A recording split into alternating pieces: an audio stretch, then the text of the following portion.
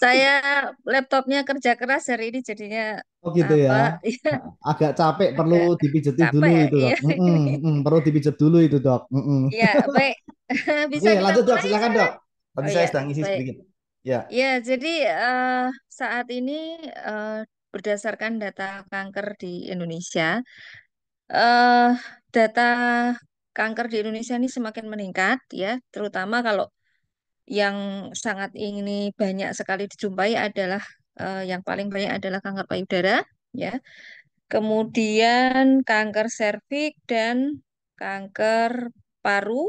Nah, lalu kanker kolorektal, kanker hati, dan juga penyakit kanker yang lain ya. Dan sekarang ini juga yang perlu kita khawatirkan adalah progresivitas kanker ya. Jadi kalau misalnya dulu kanker itu mungkin untuk sampai stadium tinggi itu hanya membutuhkan beberapa bulan. Ini sekarang ini banyak kasus yang seperti turbo ya. Jadi dalam jangka waktu 1 bulan terdeteksi itu sudah eh, membesar dan menyebar kemana-mana.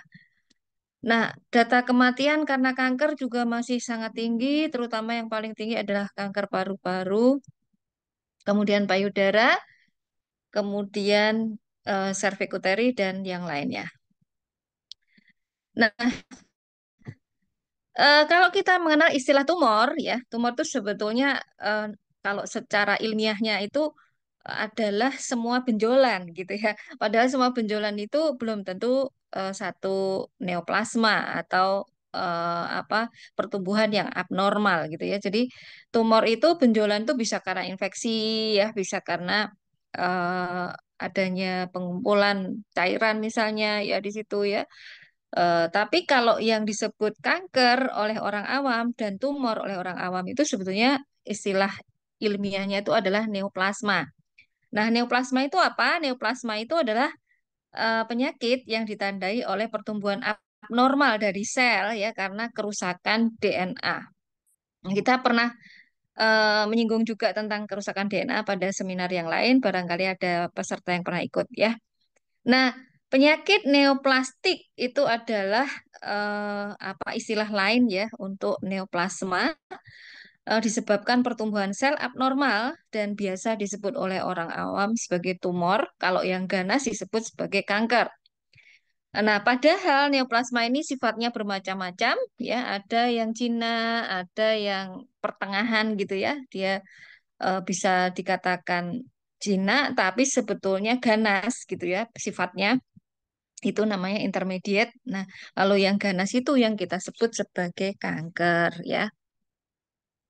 Nah, eh, istilah dari kanker atau neoplasma ganas gitu ya, itu secara harfiah berarti pertumbuhan baru. Neo berarti baru. Jadi pertumbuhan dari sel-sel yang baru ada ya karena adanya kerusakan dari DNA dan mempunyai sifat biasanya tumbuhnya berlebihan ya. Tumbuh berlebihan tidak bisa kita kendalikan dan sulit untuk dimatikan ya. Dan walaupun rangsangan itu hilang gitu ya, tapi sel kanker ini masih bisa tumbuh karena dia bisa memproduksi faktor-faktor yang meningkatkan pertumbuhannya. Nah, lalu sekarang kita masuk ke dalam tema utama ya. Bagaimana sih sekarang cara mendeteksi kanker gitu ya? Karena kanker ini yang paling ditakuti ya.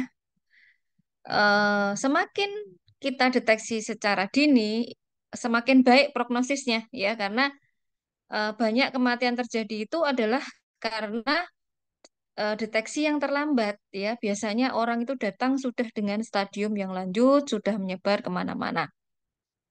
Nah, bagaimana kita bisa mendeteksi? Salah satunya adalah kita perlu menyadari ya, kita harus introspeksi. Apakah kita ini memang lebih rentan untuk terkena kanker ya? Eh, ada beberapa jenis kanker yang bersifat familial. Familial itu artinya berkaitan dengan faktor keturunan. Jadi kalau dalam keluarga kita itu sudah ada yang pernah sakit kanker, kemungkinan kita juga akan lebih besar untuk terkena kanker. Nah, maka membuat pohon keluarga, ya, silsilah keluarga itu penting. Dan kita harus tahu misalnya nenek kita dulu sakit apa, meninggalnya kalau misalnya sakit itu, kakek kita, ya, lalu bude kita atau tante kita, ya, ibu kita, saudara-saudara kita. Karena dengan mengetahui itu kita akan lebih waspada apakah kita rentan terhadap penyakit kanker atau tidak. Yang kedua adalah mengetahui gejala penyakit kanker. Dan tentunya kita harus juga melakukan pemeriksaan mandiri, ya, dengan contohnya kalau untuk payudara pemeriksaan sadari, ya, kalau untuk leher rahim misalnya pemeriksaan pap smear gitu, ya. Pemeriksaan sitogenetik itu sangat diperlukan juga bila kita misalnya dalam riwayat keluarga kita ada penderita kanker, ya. Kemudian pemeriksaan medical check up, ya, dimulai dari pemeriksaan fisik, ya, kemudian pemeriksaan darah dan biomarker yang mungkin bisa kita dapatkan dari beberapa cairan tubuh, ya. Kalau di luar negeri mungkin sekarang sudah banyak, ya, dengan menggunakan air liur, ya, hanya dengan menggunakan apa, BAB kita, ya, lalu urin kita, ya. Nah, lalu pemeriksaan mamografi, USG, ronsen, ya, MRI, CT scan bila diperlukan, ya, walaupun tentu harus ada indikasi, ya, harus periksa dulu ke dokter, baru nanti kita akan disarankan untuk melakukan pemeriksaan itu. Nah, yang terpenting di sini yang bisa kita lakukan secara mandiri adalah kita mengetahui gejala-gejala dari penyakit kanker, ya. Ada beberapa gejala yang khas yang perlu kita pertimbangkan, ya, yang untuk memudahkannya disingkat dengan waspada, ya. Di sini ada 7 gejala, ya, di mana W-nya adalah bila terjadi eh, perubahan pada waktu buang air besar atau buang air kecil. Nah, kita harus waspada perubahan-perubahan kebiasaan, ya. Misalnya kita biasanya BAB setiap hari rutin, ini kok sudah mulai apa 2 hari sekali atau bahkan 5 hari sekali. BAB tidak rutin 2 hari saja, kita tuh harus sudah mulai berpikir ini ada apa ini gitu, ya. Kemudian BAK, ya, kita yang paling curiga itu bila apa kencing kita itu berwarna merah terutama, ya, atau ada perubahan pancarannya, ada perubahan pada apa namanya rasa setelah berkencing gitu, ya.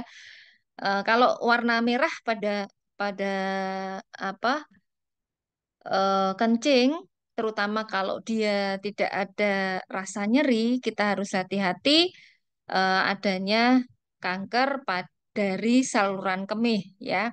Bisa dari ginjal atau dari apa buli-buli atau dari kandung kemih, ya. Lalu BAB yang berwarna kehitaman seperti eh, apa BAB-nya tinjanya kambing, ya, kita harus hati-hati, ya. Biasanya BAB seperti itu menunjukkan adanya perdarahan dan juga adanya gangguan aliran dari BAB itu di usus besar, ada sumbatan di usus besar yang biasanya bisa berkaitan dengan adanya kanker, ya, walaupun tidak selalu, ya. Kemudian BAB yang berlendir dan berdarah, ya, atau justru misalnya apa namanya warnanya seperti kehitaman seperti petis, itu juga kita harus waspada. Nah, lalu A-nya alat pencernaan terganggu dan susah menelan. Ya, ini juga kita harus hati-hati, ya. Misalnya eh, apa kanker pada kerongkongan atau tenggorokan, ya, itu bisa menyebabkan gangguan pada fungsi menelan, ya. Kemudian kanker lambung itu juga menimbulkan efek berupa BAB, ya. BAB berwarna kehitaman juga hampir sama, ya. Kemudian S-nya adalah suara serak atau batuk yang tidak sembuh-sembuh, ya. ini juga kita harus waspada. Biasanya suara serak ini karena tekanan pada apa apa pada syaraf yang eh, berada di dekat pita suara ya, di laring namanya ya, di saluran napas yang bisa berkaitan dengan kanker pada tiroid ya, atau juga kanker dari laring ya. Batuk bisa berkaitan dengan kanker pada saluran napas ataupun pada paru-paru ya. Nah, lalu P-nya payudara atau di tempat lain ada benjolan ya, tidak selalu hanya di payudara ya, bisa dimanapun ya. Jadi adanya benjolan kita harus waspada. Biasanya dokter juga akan memeriksa secara fisik ya. Kalau ini kira-kira kita curiga neoplasma, maka biasanya bisa disarankan untuk melakukan pemeriksaan sesuai letak dari benjolan itu. Kalau di permukaan bisa dilakukan beberapa metode yang tidak menggunakan operasi ya. Jadi dengan apa biopsi jarum gitu ya. Nah, lalu A-nya andeng-andeng atau tahi lalat yang berubah sifatnya ya. Gimana? Biasanya kalau andeng-andeng itu warnanya rata, bisa hitam, bisa coklat gitu ya. Ini tidak rata ya, jadi ada kemerahannya, tepinya tidak rata atau mungkin ada darah, ada perdarahan membesar, kemudian ada rasa gatal dan sebagainya, karena kemungkinan itu bisa merupakan melanoma maligna atau juga basalioma atau tumor jinak ya. Nah, lalu D. D adalah darah atau lendir abnormal yang keluar dari tubuh ya. Contohnya tadi pada BAB ada lendirnya misalnya ya, atau dari perdarahan jalan rahim ya, misalnya ada flek-flek, apalagi kalau sudah menopause kok malah keluar darah lagi dari jalan rahim. Nah, kita harus waspada. Atau juga dari puting susu ya, puting susu kok keluar darah. Nah, apalagi kalau kita tidak menyusui ya, tidak ada luka di situ. Kita harus curiga itu ada kanker ya. Lalu A yang selanjutnya adalah adanya koreng atau borok yang tidak sembuh-sembuh dimanapun itu ya. Ini juga kita harus hati-hati terhadap kanker kulit atau kanker jenis lainnya. Nah, lalu eh, bagaimana ya deteksi dini kanker?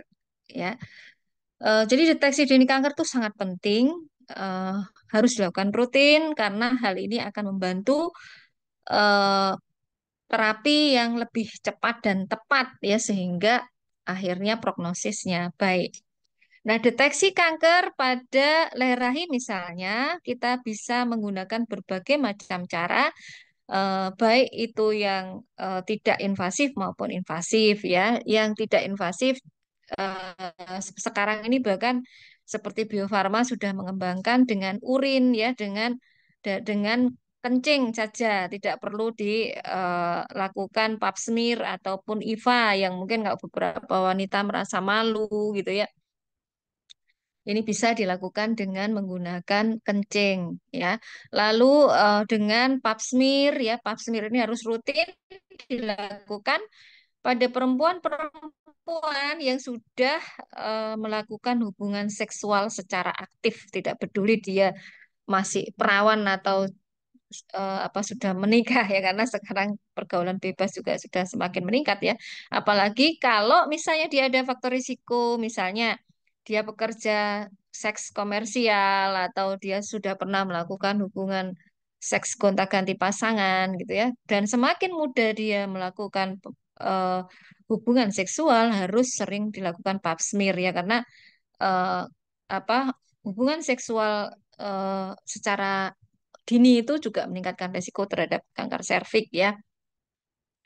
Kemudian juga pada wanita-wanita yang dia apa namanya mempunyai faktor risiko berkaitan dengan misalnya gaya hidup yang merokok gitu ya, atau lingkungan yang perokok itu juga penting untuk dilakukan pemeriksaan dini secara rutin. Kemudian pada payudara, periksa payudara sendiri atau sadari. Ini bisa dilakukan sendiri di rumah ya. Mungkin nanti ada masing-masing ininya sendiri ya Pak Jo ya.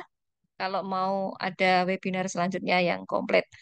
Nah, lalu pemeriksaan USG, mamografi, periksa kulit sendiri atau sakuri, kemudian periksa mulut sendiri atau samuri. Nah, deteksi dini kanker leher rahim, ini tadi yang saya sampaikan ya, ada pap smear, IVA. IVA ini bisa dilakukan di bidan ya. Jadi inspeksi visual asam asetat ya. Ini merupakan cara yang paling mudah. Jadi leher rahim kita nanti akan dikasih semacam cairan asam gitu yang di situ nanti akan mendeteksi apakah di situ ada bagian yang mencurigakan eh, apa kanker atau tidak. Dan kalau itu curiga kanker, maka bisa diambil secara langsung dilakukan biopsi sehingga nanti bisa ketahuan ya stadiumnya. Nah, semakin dini diketahui, semakin tinggi kemungkinan sembuh dan bertahan hidup. Nah, untuk sadari, karena tadi kanker payudara itu banyak ya, sekarang tambah meningkat. Ini kita harus lakukan rutin setelah kita berusia 20 tahun di rumah setiap bulannya. Bagi wanita yang masih haid, dilakukan setiap hari ke-7 sampai ke-10. Hitung mulai dari hari pertama haid dan setiap bulan pada tanggal yang sama bagi yang sudah menopause. Nah, caranya ini ada 7 langkah juga ya.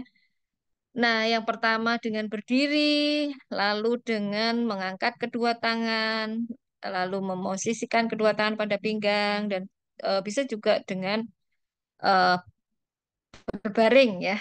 Nah, kita raba payudara kita mengikuti apa seperti itu apa obat nyamuk ya, lingkaran obat nyamuk dari pinggir ke tengah ya. Jadi terutama kita harus waspada di bagian dekat ketiak biasanya ya, karena di situ yang sering ganas ya.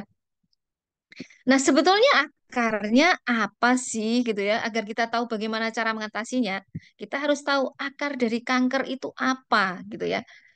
Tubuh kita itu sebenarnya sudah dibekali dengan kemampuan untuk mendeteksi adanya sel yang tidak normal sebetulnya. Dan itu kalau imunitas kita baik, adanya sel yang tidak normal itu sebetulnya akan mati sendiri gitu ya.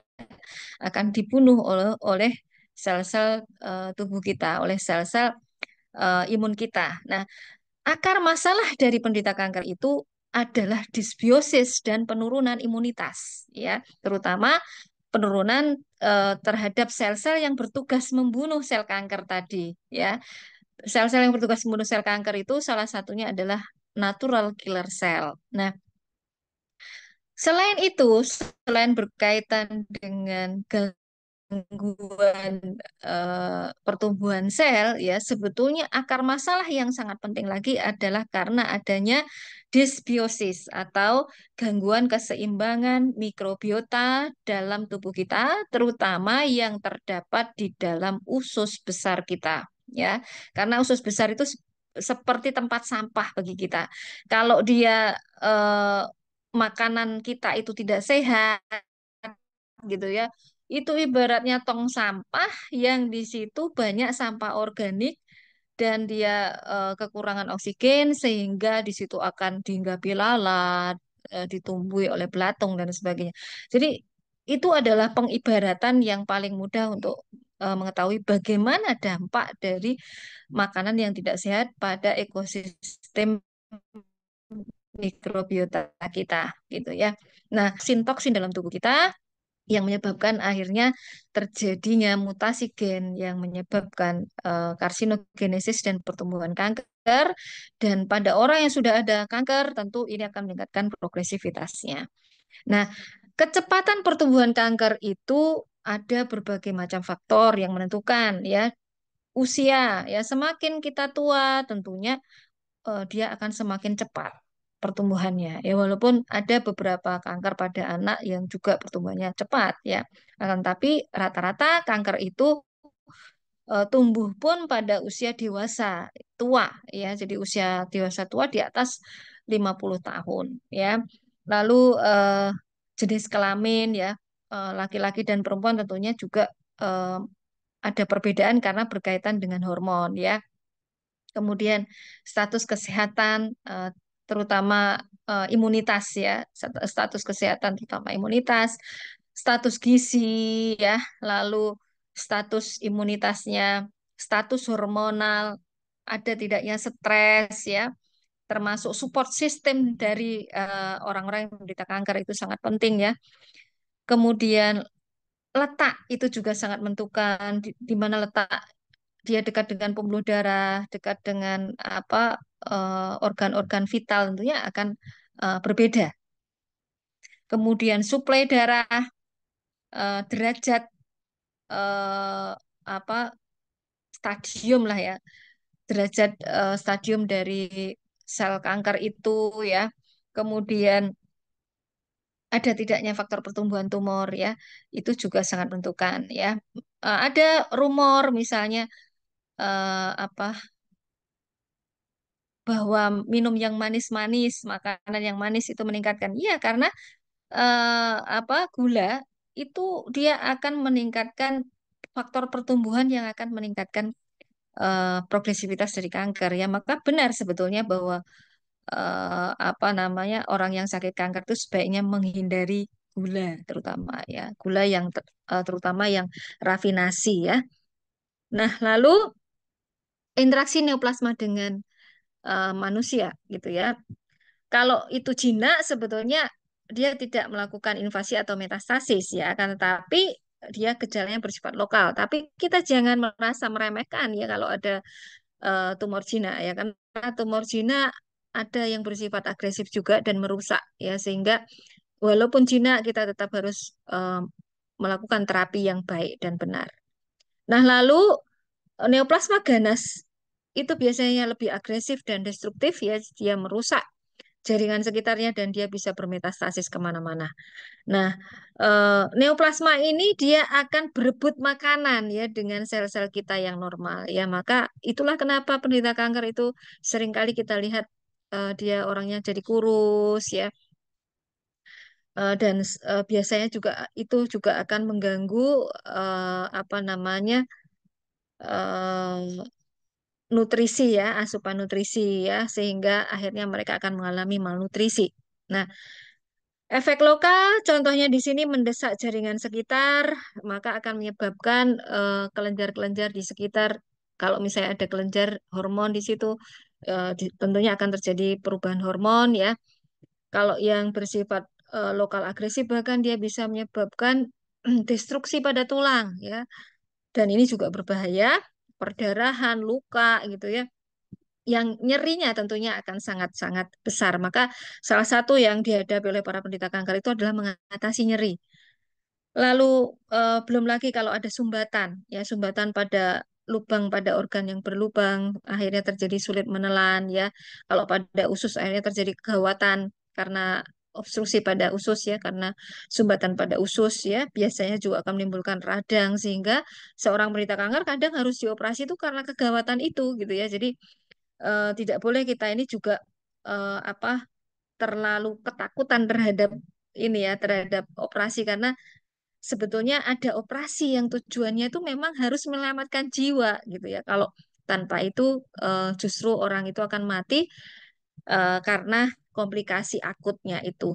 Nah, lalu sesak napas, batuk darah ya yang tentunya ini juga memerlukan tindakan medis yang untuk menyelamatkan jiwa ya terutama kalau misalnya kanker hati itu bisa menyebabkan varises ya pada esofagus dan kalau varises itu pecah maka terjadi perdarahan yang membutuhkan penanganan segera ya baik dengan operasi maupun dengan transfusi darah atau memasukkan obat-obatan untuk menghentikan perdarahan itu ya. Nah, lalu pada otak ya bisa terjadi gangguan kepribadian, ya bisa terjadi koma, lumpuh, ya, dan kegawatan yang membutuhkan penanganan segera. Nah, efek sistemik ini bisa menimbulkan nafsu makan turun, mudah lelah, berat badan turun, demam, keringat malam hari, dan sindrom paraneoplastik. Ya, sindrom paraneoplastik ini berkaitan dengan pengeluaran eh, hormon, ya, kemudian pengeluaran neuropeptida yang menyebabkan seorang penderita kanker tuh mungkin yang tadinya putih misalnya ya karena dia mengeluarkan hormon yang meningkatkan melatonin, maka dia bisa kulitnya jadi lebih gelap atau nyeri yang terus-menerus ya karena memang salah satunya itu dan mungkin juga kalau itu dia produksi neuropeptida yang menyebabkan emosi terganggu ya karena peningkatan adrenalin orangnya jadi lebih pemarah ya maka kita yang merawat seorang penderita kanker tuh harus sabar ya karena orang-orang yang menderita kanker tuh cenderung emosinya juga akan terpengaruh ya.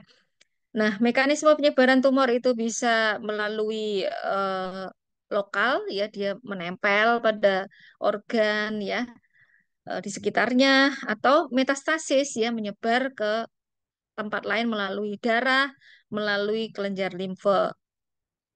Nah, metastasis ini bisa karena pelepasan dari sel atau lintasan penyebaran melalui pembuluh darah, pembuluh limfe, rongga permukaan tubuh, atau nempel langsung gitu ya.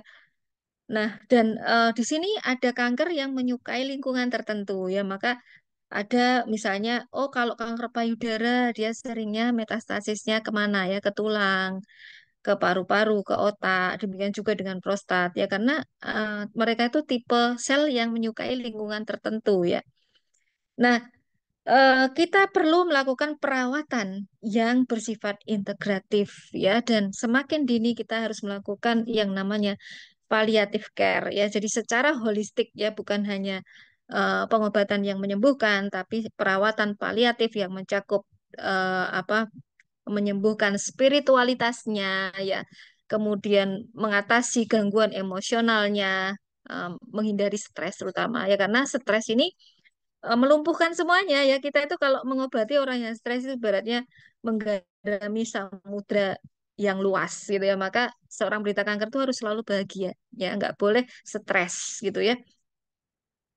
Nah, berbagai macam terapi medis tidak selalu kanker itu dioperasi. Ada beberapa kanker yang tidak dioperasi ya di mana justru pengobatannya itu diberikan kemoterapi atau radiasi ya kalau yang konvensional ya.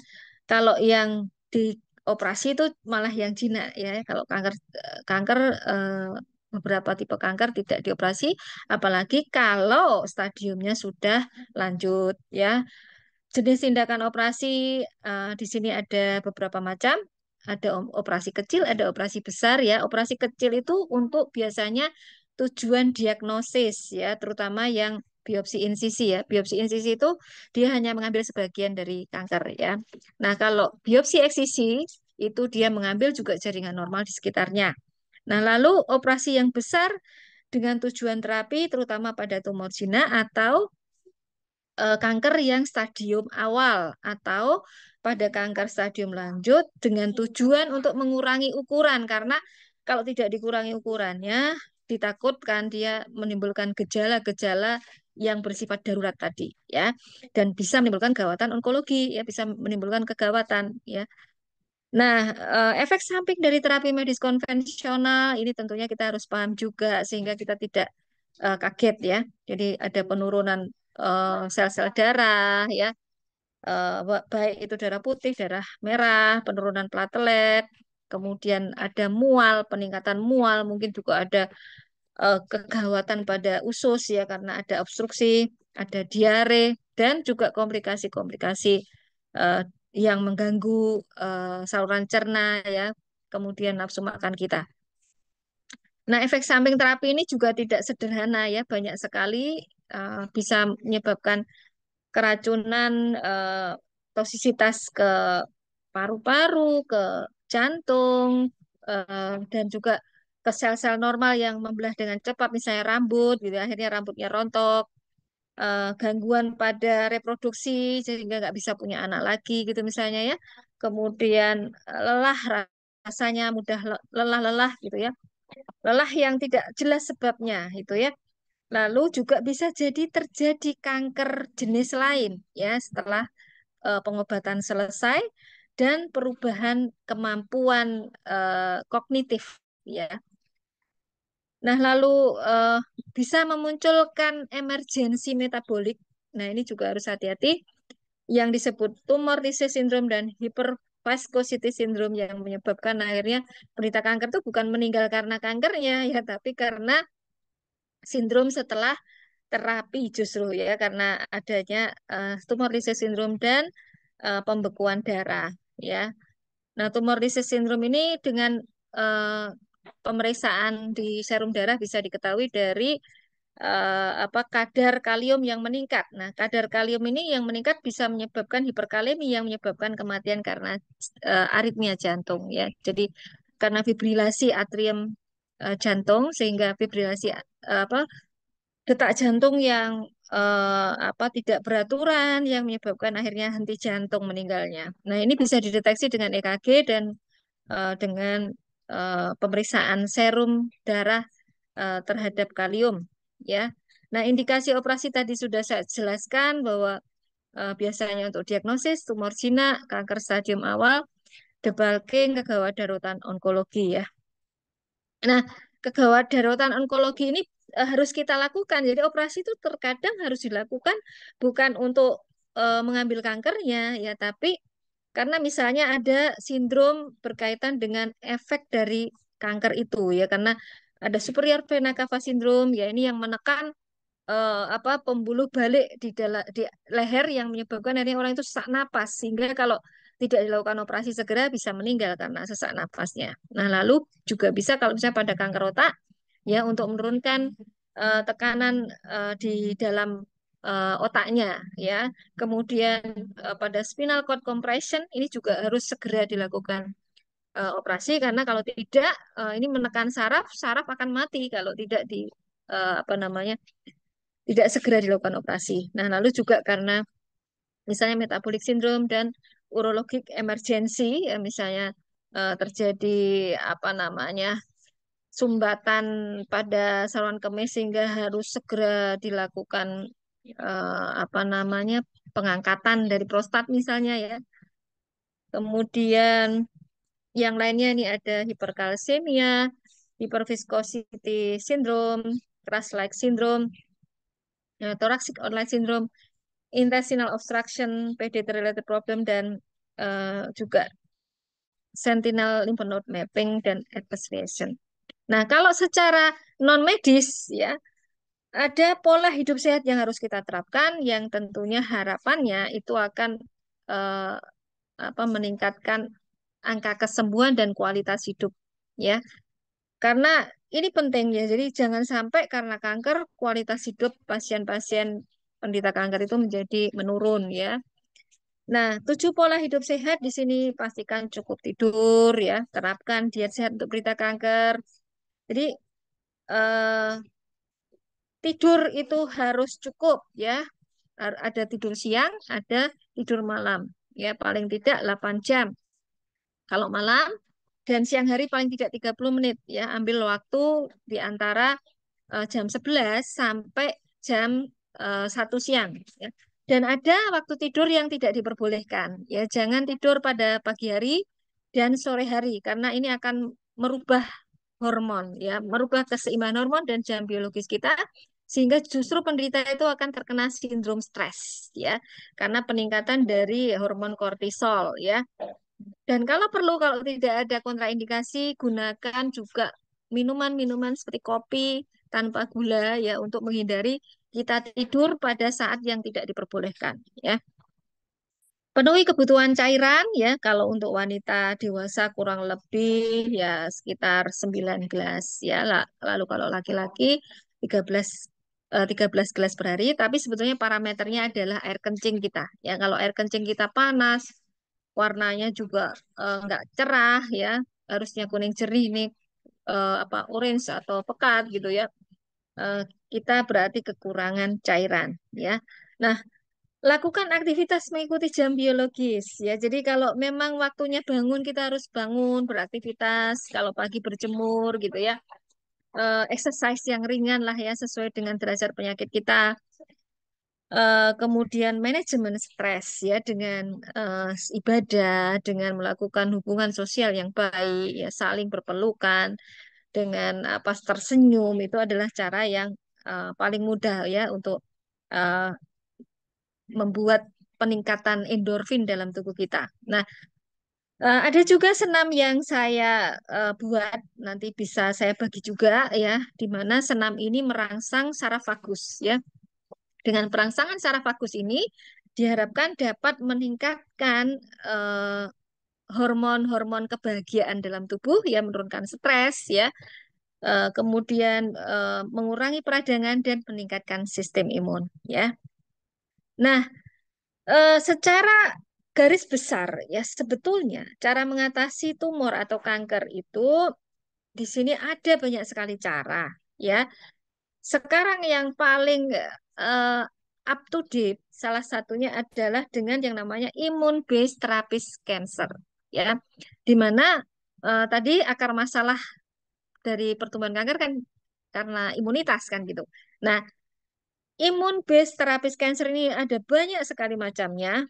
Ada yang menggunakan stem cell, ya, ada yang menggunakan sel terapi ya dengan memberikan adoptive T cell transfer. Lalu ada yang menggunakan beberapa komponen ya dari apa namanya eh, komponen dari protein-protein targeted gitu ya yang diharapkan dia akan pengaruhi sinyal ya, dia bersifat targeted terapi ya, misalnya dengan CPG, ODN ya, lalu kemoterapi yang konvensional ya, menggunakan siklofosfamid atau targeted kemoterapi, kemudian targeted terapi dengan antibodi monoklonal ya, kemudian juga dengan probiotik ya sekarang ini, kemudian dengan nanoterapi ya, nanoterapi ini bisa dengan misalnya dikembangkan melalui herbal-herbal yang dinanokan ya, yang dia juga sudah bersifat targeted cell gitu ya. Nah, eh, ternyata pengkombinasian antara terapi-terapi ini dengan perbaikan pada disbiosis ya, terutama pada usus dengan penggunaan baik probiotik, kemudian prebiotik, atau yang tidak bisa diperbaiki dengan prebiotik dan probiotik dilakukan transplantasi mikrobiom, itu akan sangat membantu keberhasilan dari terapi-terapi pada penderita kanker ya. Nah, semua terapi ini harus dimonitor ya, karena kita mengetahui efikasi ya, kemudian efek samping itu kan dari pemeriksaan-pemeriksaan biomarker dari apa di darah ataupun di cairan tubuh yang lain ya. Jadi pemeriksaan monitoring ini penting untuk mengetahui efikasi atau apa keberhasilan terapi, lalu prognosis ya, dan juga adanya toksisitas ya. Nah, ini adalah gambaran bagaimana peranan makanan ya dan faktor-faktor yang lain eh, dan apa produk-produk dari bakteri yang memang membantu pengobatan kanker ya, di mana tidak cukup hanya dengan pemberian probiotik ya, tapi juga harus diimbangi dengan pola hidup yang sehat ya, kehati-hatian dalam mengkonsumsi obat-obatan yang mengganggu keseimbangan ekosistem tubuh, termasuk penggunaan antibiotik ya, kemudian obat-obatan yang lain ya. Eh, di mana kita tahu bahwa ternyata pengkombinasian dengan terapi-terapi yang lain dalam penelitian terbukti ternyata mempengaruhi keberhasilan dari terapi itu ya, dilihat dari beberapa parameter ya, contohnya dari parameter pertumbuhan selnya ya, lalu beberapa parameter yang menunjukkan apa namanya kematian sel kanker itu setelah pengkombinasian terapi ya, di mana ada banyak penelitian di sini yang membuktikan bahwa targeted terapi dengan apa antibodi monoklonal dikombinasikan dengan produk-produk bakteri seperti NAB di sini ya, itu dia ternyata mempunyai tingkat keberhasilan yang cukup ya, karena dia menurunkan proliferasi sel dan meningkatkan protein-protein yang berkaitan dengan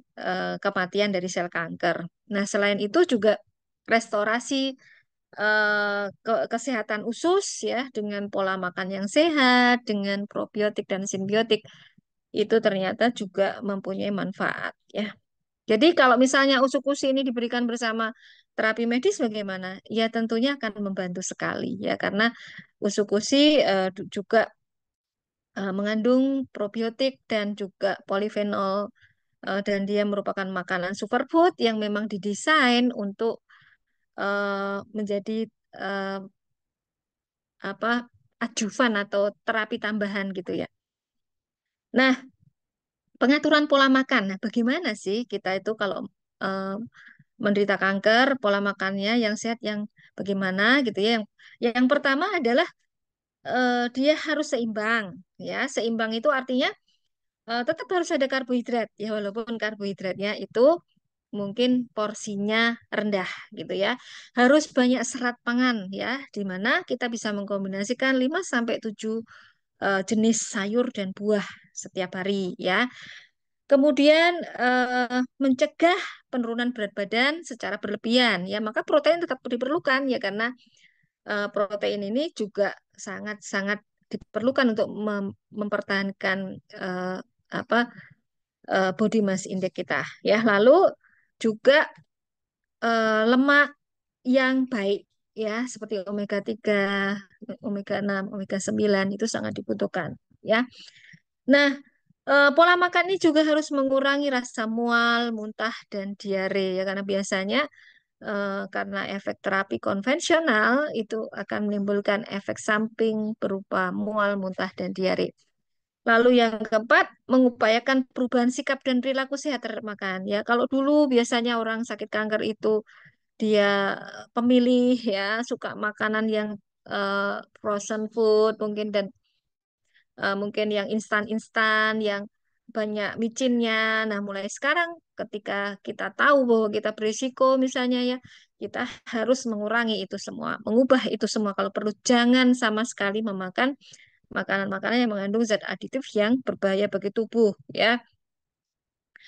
Nah, syarat diet ini nanti ini untuk kanker payudara ya, tapi sebetulnya bisa untuk beberapa kanker yang lain juga ya. Jadi harus energinya cukup ya, proteinnya tinggi, lemaknya sedang, cukup karbohidrat kompleks, vitamin dan mineral, makanannya harus tinggi serat organik dan makanannya harus ramah terhadap probiotik atau kaya dengan memperkaya probiotik ya. Nah, term and conditionnya kita harus lihat juga kondisi pasien ya, kondisi kita ya, stadium penyakit ya. Ada kalanya tidak boleh makan makanan yang padat sehingga semuanya harus cair. Nah, maka kita harus mentaati itu ya. Eh, Misalnya pada penderita kanker kolorektal misalnya ya, puasa itu bagus kalau memang kuat ya. Kalau tidak ya kita harus tetap eh, memberi makan gitu ya walaupun makanan cair ya. Kemudian 11 makanan yang baik untuk kanker payudara dan kanker yang lain tentunya ya ini sayur buah yang berwarna hijau kuning merah ungu ya berwarna-warni gitu ya. Di mana warna pada tumbuhan itu sebetulnya menunjukkan polifenol kandungan yang bersifat terapi pada penderita kanker ya. Jadi kombinasikan 5 sampai 7 tadi ya. Buah berbiji banyak seperti kiwi, beri-berian, delima, sirsak, tomat itu bagus ya. Buah tin ya. Semua jeruk ya, fermented food ya, fatty fish tapi harus perhatikan juga kandungan logam berat pada ikan ya. Kemudian pengawetan ikan, maka kita harus benar-benar yakin bahwa ikan itu tidak mengandung zat-zat yang berbahaya.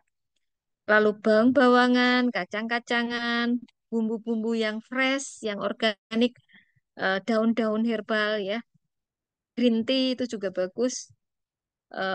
Ada yang menyampaikan kopi itu juga bagus ya, walaupun tentu jenis kopinya juga kita harus perhatikan dan tanpa gula ya. Nah, 6 hal yang harus dihindari adalah alkohol, fast food, ya, fried foods, processed meat, gula rafinasi, makanan tinggi karbohidrat, tinggi lemak, kosmetik juga ya, lalu sabun yang mengandung paraben mungkin ya, pengawet, SLS itu juga harus dihindari. Nah, ini cancer imunoterapi tadi ada berapa macam, termasuk cancer vaksin ya. Biasanya kalau cancer vaksin itu teknologinya menggunakan dendritik eh, vaksin yang seperti vaksin Nusantara ya. Nah, ini ada beberapa macam. Nah, kita perhatikan di sini NK cell. Ya, NK cell ini juga menjadi salah satu targeted imunoterapi yang sering digunakan. Nah, probiotik yang digunakan untuk terapi kanker ini ada kriterianya di sini, di mana eh, harus benar-benar jelas genusnya, spesiesnya, strainnya, harus aman dikonsumsi, tidak mengandung patogen atau tidak mengandung antibiotik resisten gen ya. Terus tidak terdegradasi oleh mukosa eh, apa sel-sel epitel dari usus ya. Terus dia tidak apa namanya harus tidak terkonjugasi oleh asam empedu. Kemudian dia harus mampu melewati terutama lambung ya, karena dia targetnya biasanya di usus besar ya, mampu melekat di epitel tanpa menimbulkan peradangan dan juga diketahui dia punya efek memproduksi antimikroba alami yang dia akan menghambat bakteri patogen ya. Dan setidaknya ada 2 penelitian yang mendukung dan dia harus stabil dalam produksi dan penyimpanannya. Nah, salah satu contoh probiotik yang sudah direkomendasikan dalam formularium eh, apa farmakoterapi ya pada buku yang di situ formulatorium obat-obat yang boleh direkomendasikan oleh dokter dan diresepkan oleh dokter ini adalah usukusi, di mana usukusi ini mempunyai beberapa bakteri yang memang strain dan genusnya itu sudah diketahui dan sudah terbukti dia aman. Dan yang paling menarik lagi, komponen dari probiotik ini sudah disalut dengan liposom yang dia menyebabkan akhirnya dia hanya akan dirilis di usus besar ya. Dan ada tambahan komponen dari stem cell ikan salmon ya, di mana tadi kita sudah lihat bahwa salah satu pilihan terapinya adalah stem cell gitu ya. Dan stem cell dari ikan salmon ini diharapkan dia akan mengaktifkan stem cell dari tubuh kita sehingga dia akan membantu eh, apa namanya pengobatan dari kanker itu ya. Lalu juga ada Takara kombu, fucoidan, kiwisit ya, resveratrol, pineapple extract, kemudian fish collagen, vitamin D, L-glutation, dan black garlic yang mempunyai banyak kandungan bioaktif yang juga membantu pengobatan pada penderita kanker ya. Nah,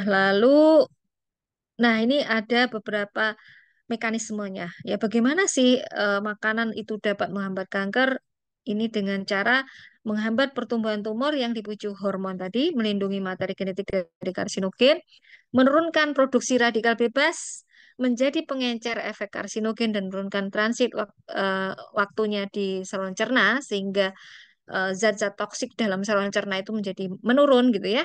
Dan dia juga bisa menstimulasi enzim yang bersifat anti kanker. Nah, mungkin eh, itu yang bisa saya sampaikan. Selanjutnya mungkin kita bisa melakukan diskusi saja ya. Silahkan Pak Ju kalau mau dipandu diskusinya. Ya, oke, luar biasa ya. Wah, terima kasih dokter. Wah, komplit dan lengkap sekali ya. Apa yang Ya, di-sharingkan sangat berguna sekali dari tipsnya, dari cara mengenalannya ya. Dari ini juga itu sangat bermanfaat buat kita semua nih, Dok. Nah, ya. untuk sebelum ke tanya jawab ya, dan ini saya juga ada beberapa pertanyaan juga. Boleh Dok sharing testimoni dulu, Dok. Nah, kan jadi apa namanya dokter kan pernah ketemu beberapa waktu lalu ya dan pernah sharing mengenai testimoni dari Subah dan Utsu sehingga kan teman-teman ini senang dengar cerita gitu dok. Nah boleh nggak sharing sedikit aja sebentar aja dok dokter sudah minum Subawusud dan apa perubahan yang dirasakan dok. Nah, sehingga, dokter Sina aja minum juga nih ya kan, saya juga harus nih kan seperti itu ya. Boleh dok sedikit testimoni dok, cerita sedikit dok. Ya, Ini ya, screen boleh di off kan dulu screen. Kita oh sharing ya, sama tanya jawab. ya. Ah, Baik. oke. Ya, jadi eh, saya kebetulan mengenal EFC ini dari teman saya, teman sejawat ya. Dulu saya itu tahun 2021 ya, karena saya menderita lupus ya. Saya penderita lupus. eh, Pada saat itu kebetulan relapse gitu karena saya kecapean sekali karena punya bayi kecil gitu ya. Kemudian saya harus merawat juga anak dari teman saya yang terkena COVID ya. Waktu itu kan masa pandemi tuh. Akhirnya saya terkena lupus nefritis dan saya berkonsultasi pada seorang teman saya yang kebetulan dokter ahli urologi ya. Eh, Kemudian beliau menyarankan untuk mengkonsumsi usukusi gitu. Nah, tapi saya tidak berani mengkonsumsi Subarasi waktu itu karena eh, lupus itu merupakan penyakit autoimun yang sangat sensitif dengan hormon estrogen ya. Jadi saya waktu itu hanya mengkonsumsi usukusi saja ya karena kalau usukusi kan dari salmon jantan ya. Dan kandungan dari usukusi ini juga saya lihat dengan apa yang saya derita itu cocok gitu. Nah, terus akhirnya saya minum itu 2 minggu saja gitu ya. Alhamdulillah akhirnya membaik gitu ceritanya.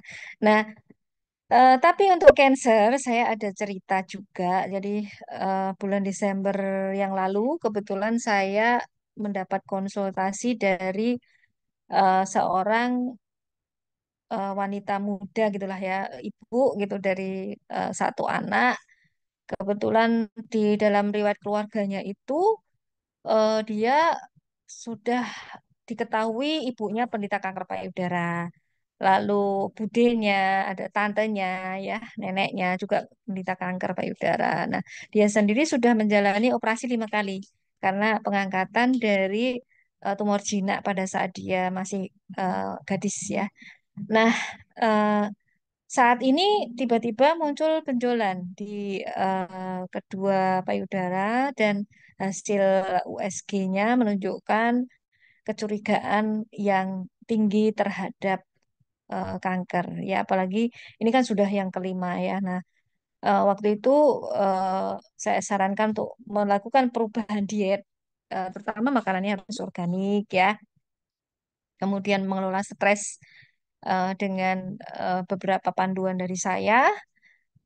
Dan saya sarankan untuk mengkonsumsi sukusi waktu itu ya dengan dosis 2 kali sehari ya, pagi dan malam hari. Nah, lalu saya juga beri terapi tambahan dengan melakukan penyinaran dengan menggunakan gelombang frekuensi radio pada saat itu ya sehingga alhamdulillah eh, kebetulan yang melakukan terapi bukan saya karena saya waktu itu pergi ke ini ya kebetulan saya harus ke Algeria lalu habis itu ke Turki kemudian ke Saudi itu mencapai kurang lebih waktunya hampir lebih dari 2 minggu waktu itu ya. Saya tinggal keluar, terus saya evaluasi saat saya pulang ke Indonesia, alhamdulillah benjolannya sudah hilang gitu ya. Nah lalu ada lagi satu, tiba-tiba saya di apa konsul dikonsuli oleh seorang penderita kanker hati stadium 4 ya, di mana eh, beberapa rumah sakit sudah menolaknya karena dianggap sudah metastasis kemana-mana, termasuk sudah menekan organ yang vital ya. Jadi dia sudah menekan masuk ke ya hampir masuk ke limpa ya, lalu ke jantung, ke pankreas, ke ginjal dan sudah ada tanda-tanda varises di mana-mana karena kalau hati itu kan dia menekan ke pembuluh darah terutama di situ ya, pembuluh darah baliknya sudah semuanya sudah mengalami varises ya. Jadi di perutnya itu sudah ada gambaran namanya kaput meduse gitu ya, lalu perutnya membuncit ya karena ada cairan di dalam perut, ada cairan di paru-paru, kemudian mungkin juga sudah ada varises esofagus itu ya. Kemudian ada varises di dubur yang menyebabkan dia nggak bisa tidur terlentang dengan nyaman karena menimbulkan ambeien yang stadiumnya itu sudah mungkin derajatnya stadium 3 ya, di mana sudah ada nyeri dan meradang begitu ya. Nah, pada saat itu kondisi sangat-sangat lemah, dokter menyarankan dibawa pulang untuk ya menunggu, menunggu waktu meninggalnya saja. Nanti tergantung meninggal duluan karena apa gitu kan gitu. Nah, eh istrinya menelpon saya, posisi saya di Semarang, pasien itu di Malang. Ya, saya langsung pergi ke Malang pada saat itu malam-malam. Saya beri usukusi itu, kemudian saya juga lakukan terapi yang lain tentunya ya. Saya latih melakukan senam untuk pengelolaan nyeri, untuk pengelolaan stres gitu ya. Alhamdulillah 2 3 hari ambeiennya mengecil, ambeiennya ya. Lalu dia sudah mulai bisa jalan, sudah mulai bisa keluar rumah karena senangnya dia selama ini merasa terkungkung ya begitu ya. Nah, tapi memang kalau kanker hati itu harus bed rest ya, tidak boleh turun-turun. Sempat terjadi perdarahan pada saat itu, tapi alhamdulillah teratasi dan sekarang semakin membaik dan dari pantauan pemeriksaan USG, eh, benjolan yang tadinya berukuran 17 kali 9 17 kali 12 kali 22 cm dan dia sudah kemana-mana itu akhirnya sudah mengecil. Yang tadinya ginjalnya menurun fungsinya, kemudian kandung empedunya sudah membesar itu kandung empedunya, dia seperti kayak apa tersumbat dan akhirnya membentuk semacam apa ya kista gitu ya, jadi seperti balon lah gitu ya. Itu akhirnya normal ya normal dan di getah bening yang tadinya sudah membesar semua dan kita curiga itu ada metastasis ke getah bening juga akhirnya getah bening itu menjadi kecil lagi gitu. Nah, alhamdulillah ini sekarang eh, ASI tes, kemudian ini apa cairan di paru itu sudah nggak ada juga, alhamdulillah. HB-nya merangkak naik, tadinya HB-nya cuma 7 ya, sekarang sudah 10,5. Jadi itu dalam jangka waktu belum ada 1 bulan ya, belum ada 1 bulan ya. Tapi tentunya dengan kombinasi ya, tidak bisa dengan satu modalitas terapi ya. Jadi pola makannya, pola hidupnya, stres, terutama pengelolaan stres karena dia Muslim, saya juga mengarahkan ya untuk eh, apa namanya berdoa ya karena memang semua usaha kita itu yang pertama justru adalah berdoa ya. Apapun yang kita lakukan, sertakan Tuhan ya dalam setiap usaha kita karena kalau kita menyertakan Tuhan ya sesuatu yang mustahil bagi manusia dengan mudah akan Tuhan berikan gitu ya. Kalau Hmm. kita tidak menyertakan Tuhan, maka kita hanya akan bergantung dari kemampuan zat itu gitu ya. Padahal kemampuan zat itu belum tentu mampu gitu ya. Dengan sendiri saja dia bisa mengatasi semua masalah yang ada di dalam tubuh kita, terutama kalau itu stadinya sudah lanjut ya. Dan saya punya prinsip bahwa eh, kematian itu tidak perlu ditakuti ya. Itu adalah sesuatu yang harus kita pegang ya karena agar kita menghadapi penyakit kanker itu dengan bahagia gitu ya. Kita harus mensikapi kematian itu sebagai gerbang menuju kehidupan baru yang lebih lama ya agar kita tidak stres ya. Iya, Dan jadikan oke. kanker itu sebagai Ya, bagian dari kita ya. Kanker itu kan pertumbuhan dari sel kita sendiri. Itu ibaratnya anak ya, kita sendiri yang kita harus memperbaiki dia. Ibaratnya kita juga harus memperbaiki anak kita. Anak kita nakal ya, bukan ya. berarti anak kita harus kita buang kan. Jadi rasakanlah kanker itu sebagai bagian dari tubuh kita sendiri. Pegang dia, elus dia ketika kita sakit ya, dan ajak bicara ya. Wow, Eh, ucapkan sesuatu afirmasi positif supaya dia menjadi baik ya. Dan kita harus percaya bahwa seorang preman ya ataupun orang jahat, kalau kita beri lingkungan yang baik, kita beri kebaikan ya, tetap ada harapan dia menjadi baik gitu kan ya, ya.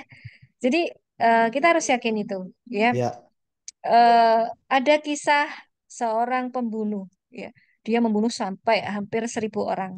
Pada saat dia ingin membunuh orang menggenapi 1.000-nya, itu dia merasa berdosa dan akhirnya dia bertobat, eh, dan akhirnya dosa-dosanya diampuni dan itu tidak mustahil, yes. ya. Maka kita kita harus selalu yakin, Ya, ya, selalu ada bisa. mukjizat, ya, kalau kita percaya dan kita melibatkan Tuhan Yes. dalam setiap langkah-langkah kita. Amin. Wow, Gitu. luar biasa ini motivasi yang diberikan sama dokter ya malam hari ini ya, sehingga bisa menyemangati Ya, ya bagi yang terkena kanker juga nih. Nah, ya, dok, kembali ke apa namanya kanker dan tumor ya. Pertanyaan yang paling sering dan juga pasti ditanyakan semua orang, apakah cancer kalau sudah pernah cancer ya sampai stadium 3, stadium 4, apakah bisa sembuh total, Dok?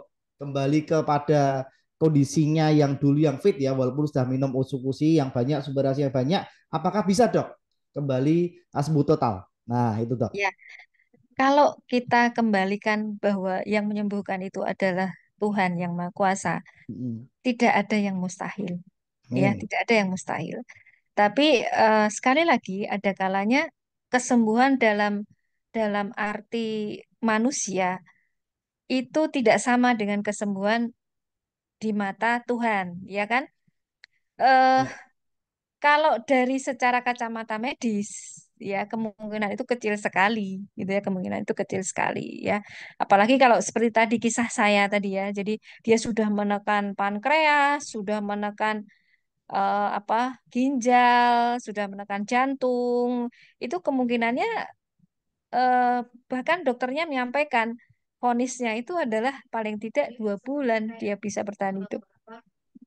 Ya, 1 sampai 2 bulan. Oke, siap. Ya, Ya, oke, saya mulai untuk membantu menanyakan ya apa yang ditanyakan teman-teman ini ya. Nanti ada recordnya juga, nanti bisa ditonton secara berulang.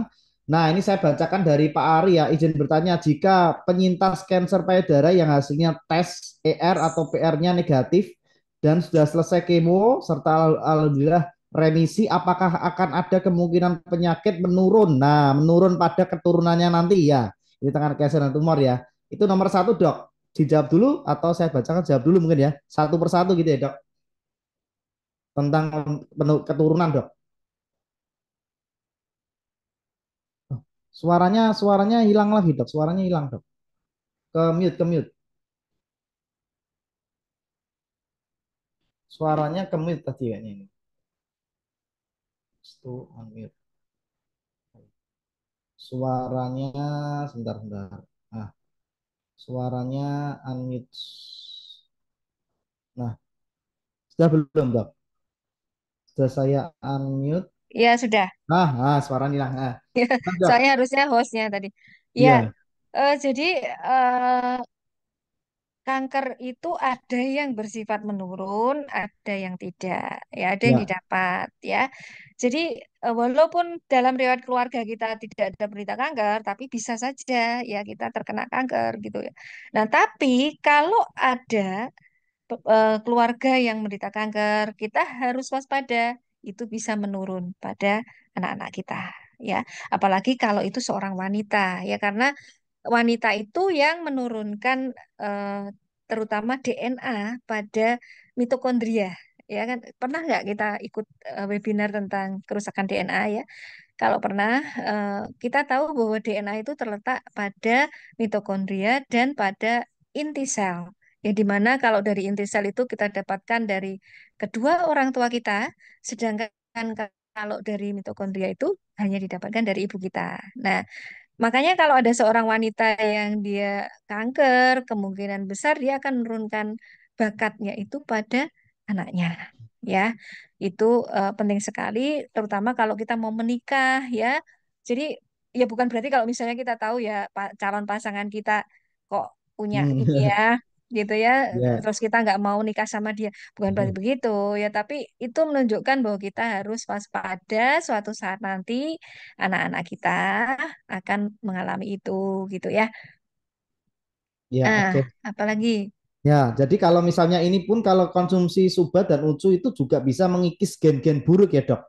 Ya, Betul karena ya, kan bisa eh, ya, eh, karena bisa kan mengikis gen buruk. ada komponen pada usus yang dia meningkatkan perbaikan sel, ya perbaikan pada DNA. Kita Ya, pernah bahas bagaimana resveratrol, ya.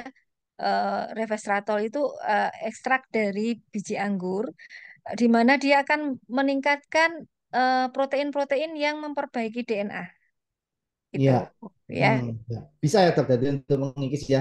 Terus kemudian, Ya, insya Allah, ya, ya. terus kemudian kan juga sudah masuk di MIMS ya, Dok. Ya, Itu benar. produk kita ya. Jadi bisa diresepkan oleh dokter juga ya. Ya, bisa disiapkan oleh Nah, dokter sebagai makanan superfood, ya, yang superfood. menjadi tambahan dalam pengobatan, ya. Betul. Selain nanosize, kemudian punya paten fungsi dan lulus uji klinis dan bisa termasuk di MIMS ya.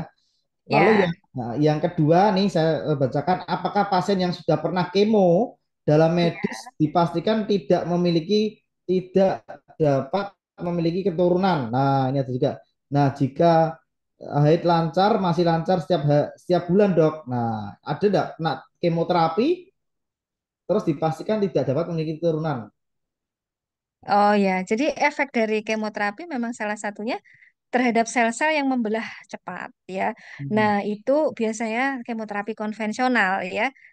Sekarang ini kemoterapi kan sudah semakin maju sehingga ada beberapa jenis kemoterapi yang tadi bersifat apa targeted, ya. Jadi kalau dia menggunakan pengobatan yang bersifat targeted, biasanya efek samping yang berkaitan dengan itu juga eh, eh, apa namanya rendah, ya. Dan eh, kalau memang kita ingin mendapatkan keturunan, ya tentunya kita harus melakukan regenerasi sel, ya. Nah, seperti usukusi dan subarasi itu adalah beberapa pilihan yang bisa digunakan untuk regenerasi sel, terutama untuk sel-sel reproduksi tadi, gitu ya. Tapi tentu apa namanya harus ada evaluasinya, ya, harus dimonitor, ya, sehingga kita harus berkonsultasi dengan dokter yang melakukan terapi pada kita. Saya ada satu teman yang dia terkena koriokarsinoma pada saat dia masih muda, jadi eh, dilakukan kemoterapi terhadap tubuhnya pada saat itu, alhamdulillah punya anak, masih bisa punya anak. Jadi kadang ya itu tadi, ya, kita tuh harus percaya miracle, Ya, ya. Miracle itu bisa terjadi, ya, dan selalu itu tadi apa libatkan Tuhan dalam setiap upaya yang kita lakukan. Dan selalu yang pertama itu adalah doa. Ya, kalau orang-orang itu kan kadang salah kaprah, ya.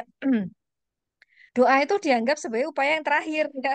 Kalau misalnya semua sudah dilakukan, gagal semua, baru dia itu sadar doa, gitu ya. Padahal seharusnya ketika kita sakit, yang pertama kali itu kita harus sadar bahwa ini adalah kekuasaan Tuhan. Ini tuh adalah kasih sayang Tuhan, ya. Karena Tuhan menginginkan kita dekat, ya. Kita harus ridho, kita harus ikhlas dengan penyakit kita. Dengan begitu, kita tuh menghadapi sakit itu dengan bahagia, ya. Tidak merasa sama sekali bahwa ini satu hal yang membuat kita menderita, dan kita akan menghayati penderitaan kita itu sebagai salah satu kasih sayang yang akan mensucikan tubuh kita, yang menyebabkan kita nanti akan menjadi apa lebih dekat dengan Tuhan, dan bahkan diangkat derajatnya di mata Tuhan, gitu, ya. ya betul ya. Itu salah Iya, pentingnya namanya pola pikir itu penting ya karena ya, lagi benar. hati yang gembira adalah obat ya, Dok ya. Jadi Ya, ya, tetap benar. gembira, jangan stres ya kan. Nah, Jangan kita malah drop ya kan, ya nggak mau makan lah itu yang kadang-kadang bikin jadi buruk ya, Dok. ya, Karena pola benar. pikir tadi ya, Ya, karena stres tadi. ya, benar. Iya, iya, iya. Oke. Nah, ini yang ketiga, apakah manis-manis pada buah-buahan juga harus dihindari atau dibatas seperti buah anggur, mangga, kurma, dan buah yang rasanya manisnya lebih dominan? Ya, Hindari nggak untuk cancer tuh ya? buah yang kematangan terutama, ya, karena buah yang kematangan tuh kadar alkoholnya kan tinggi, karena tadi yang dihindari kan alkohol, Ya, ya. Alkohol itu bisa eh, meningkatkan asetaldehid dalam usus, dan asetaldehid itu bisa meningkatkan produk-produk turunan metabolit dari bakteri yang dia akan eh, bersifat genotoksik ya. Nah, maka memang sebaiknya hindari apa buah-buahan yang kematangan ya. Matangan Kalau ya. ya, ya matangnya itu paling tidak matang yang tidak terlalu mengandung alkohol. Durian tuh sebetulnya boleh-boleh aja, tapi durian yang fresh, yang apa namanya tidak eh, terlalu nyegrak alkoholnya kan. Kita kalau beli durian tuh kan kadang dia sudah berapa hari matang itu kan rasanya kan kayak orang mabuk ya. Kalau kebanyakan makan, nah itu berarti dia mengandung alkohol. Termasuk juga tape ya, tape hati-hati Ya. juga kalau dia mengandung air yang menyebabkan dia mengandung alkohol ya. Jadi kalau misalnya mau mengkonsumsi tape, pilihlah tape yang dari apa singkong yang masih baru matang, nggak Hmm. boleh yang apa sudah berair gitu.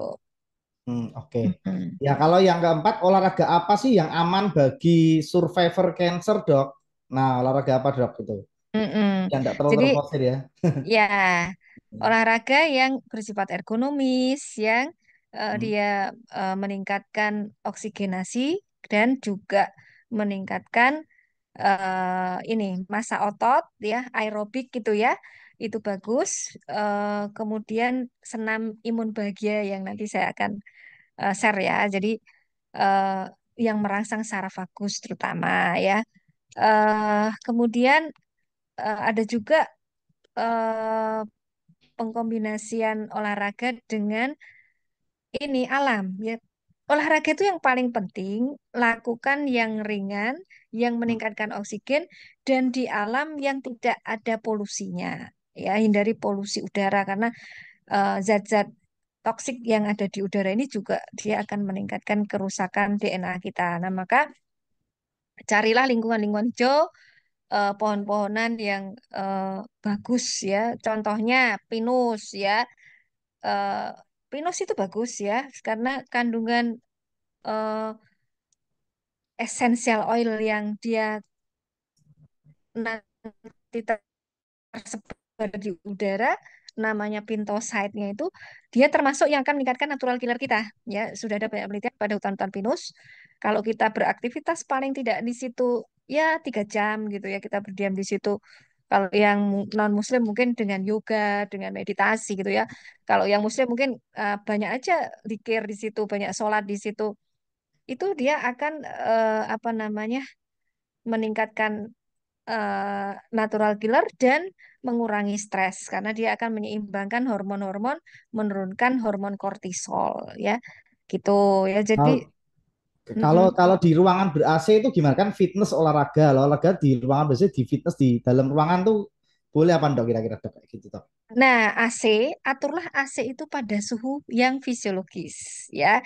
Hmm. Dan selalu perhatikan ventilasi udara. Ini yang eh, kadang tidak diperhatikan. Kalau AC itu tidak dilengkapi dengan filter udara, kita harus menempatkan eh, filter udara alami di situ. Bisa kita taruhlah misalnya tanaman ya, tanaman yang bisa memfilter udara itu yang paling murah. Kalau kita nggak bisa beli filter udara yang mahal-mahal itu ya. Jadi Iya. yang paling aman kita meningkatkan oksigenasi ruangan, apalagi kalau kita tinggalnya di kota-kota besar gitu ya, Hmm. eh, menggunakan tanaman-tanaman hijau. Jadi perbanyak tanaman hijau di dalam ruang, terutama kamar tidur kita. Kemudian eh, apa kalau menggunakan AC nyalakan 26.